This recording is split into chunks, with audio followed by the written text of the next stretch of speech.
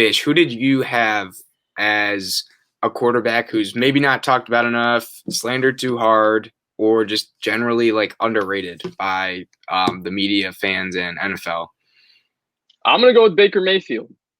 I think Baker Mayfield went from a guy who was maybe a little overrated after his rookie season when people were already calling him a top 10 to 12 quarterback in the NFL. Like, he had a really good rookie season, but he did have some flaws. And after Freddie Kitchens, everybody's just ready to give up on him. I think Baker Mayfield's the most underrated quarterback in the NFL. I thought he had a really good season last year. I mean, if you look at his season, it started off a little slow. Obviously, he was adjusting to Kevin Stefanski's not awesome. And then they had that kind of lull period where they threw the ball like less than 15 times in like 2 or 3 different games because the weather was terrible. And people looked at the box score and said, see, they don't believe in Baker Mayfield, blah, blah, blah. And then after that, Baker Mayfield was unbelievable down the stretch of the season. Baker Mayfield really, really played like a top 15 quarterback in the NFL. And I think he's a top 15 quarterback in the NFL. And if anybody's listened to us, which we appreciate everybody who has, one of the things I've been kind of stating is that I believe the Cleveland Browns are the best team in the AFC after this offseason.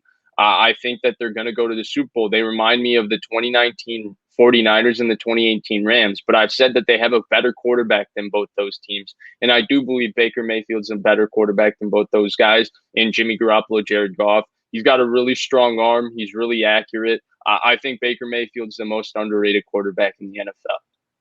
Yeah, I like the Baker pick, and I think the perception of him in the beginning of the season, and I was one of the guys, I wasn't on the Browns. I wasn't a big fan of them. I kind of thought they were overrated. It was, I think, our first video, and I was like, I think the Browns are maybe a little overhyped, and it kind of had to do with me not thinking Baker was as good as he really is. And throughout the season, you saw the progression, and there was a lot of, fixable mistakes that I think were very evident in his game, but, as it progressed, he started cutting out the bad interceptions and improving just, with, where he's going with the ball, just having a good run offense. So I think he's honestly one of the most improved quarterbacks during this season, and it was very, very evident. And then I thought the Ravens game was just a perfect kind of display. Summation.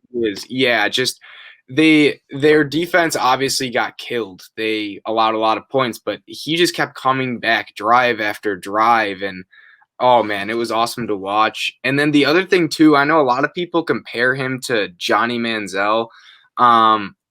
I mean, if you see their arms and anything that's not familiar, maybe the off the field stuff you could say, but Johnny Manziel has, he has addiction problems, and it's very sad, and that's definitely harping on him or hurting him, and playing football. But Baker never had that. He was drunk in college and made a mistake, and I don't think should be something that people just write him off for that, because he's like 20 years old. It happens. So I'm excited to see what they do this year. They've set him up in a perfect position. I think that's something that needs to be stated. Great head coach, best O-line, amazing run game.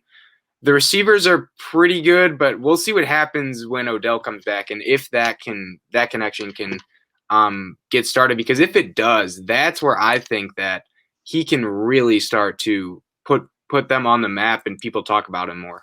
And the crazy thing is, like, I think for whatever reason it hasn't clicked, but if you remember, Baker Mayfield was throwing bombs to like Donovan Peoples-Jones and Rashard Higgins.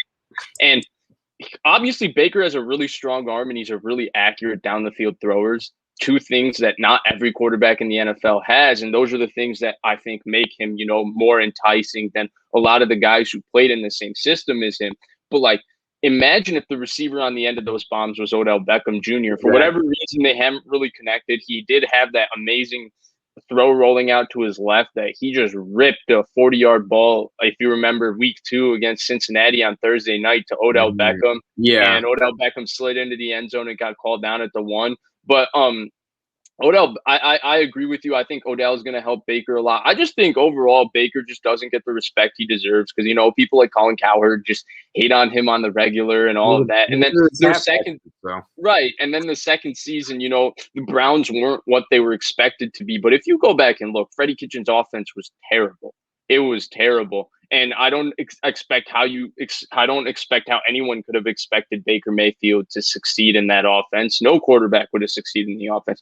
Number two, and I think this is kind of a flaw with Baker, maybe, but I don't think it's a reason not to call him one of the better quarterbacks in the NFL. It's that he needs real good protection to succeed. And I think that has a little bit to do with his physical limitations in terms of his size and everything. Like the Yeah. protection he received the year with Freddie Kitchens was terrible. Their offensive line was terrible. They had just lost Zeitler, obviously, to get Odell. And their interior offensive line, while it was excellent last year with Bitonio and JC Treader, they started Greg Robinson at left tackle. That's a problem.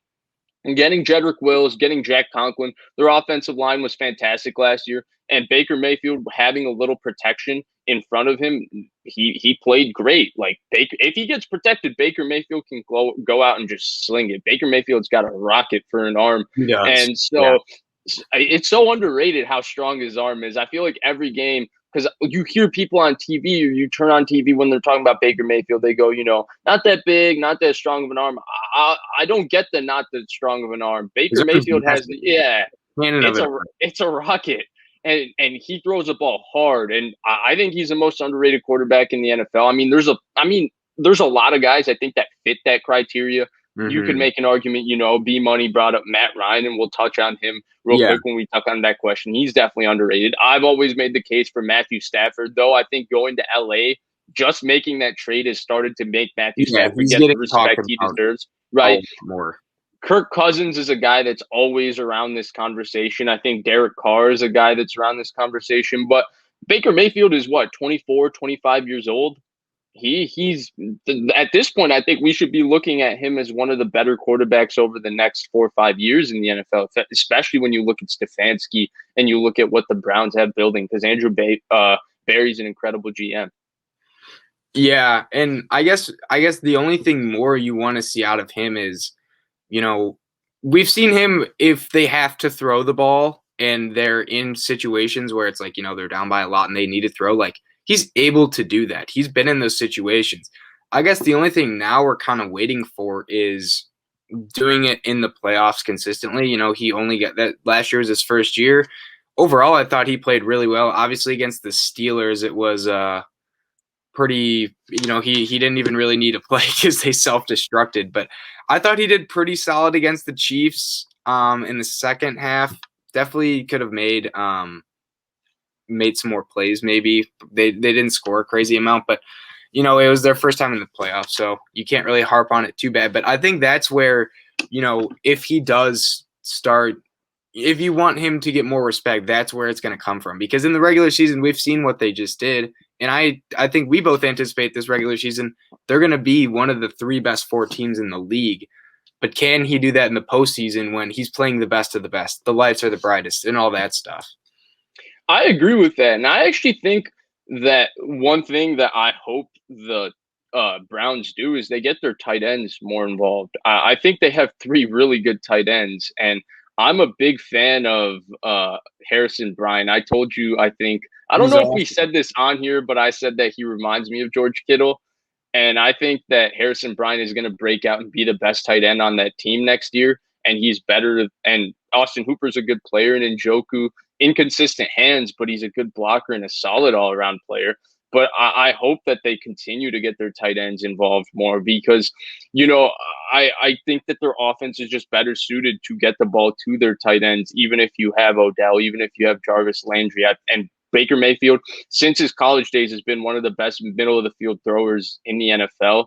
And you use those tight ends just a little bit more with Harrison Bryant in the pass game and Austin Hooper in the pass game. I think that Baker Mayfield will kill it next year. Yeah, I think their offense is like perfect for only using even 2 receivers, whether that's, if Odell's still injured, Higgins, and because Landry's really solid as a number. I think he's like the perfect number 2, just blocking and doing all the little stuff. But they only need to throw out 2 receivers, because if they could go 2 receivers, 2 tight ends, and obviously Chubb or Hunt, because they have the best backfield in the whole league, which is crazy. So yeah, their offense is going to be explosive, and I think year 2 in Stefanski's scheme is going to help too, because I think with LaFleur, you saw how much that got better from year 1 to 2. And now they have Baker's having the same head coach there for another offseason, and he hasn't had that because he started with Hugh Jackson, and then somehow he went to Freddie Kitchens. I mean, that Greg is Williams, then Freddie Kitchens. yeah. Greg Williams was interim though, wasn't he? Yeah. But that is just like you think of having 3 head coaches, and those are 3 that you would not like to have. But Stefanski's obviously been incredible, and interesting to see how he does this year. And maybe I don't know if he'd be an MVP guy just because of the team they have, but they have the potential if he puts up the stats because their record's going to be good. So I think he's going to be the guy that you look at all the efficiency stats. He's going to have like a 34 touchdown, 7 interception season, and you're going to look through all the stats, and he's going to check every box.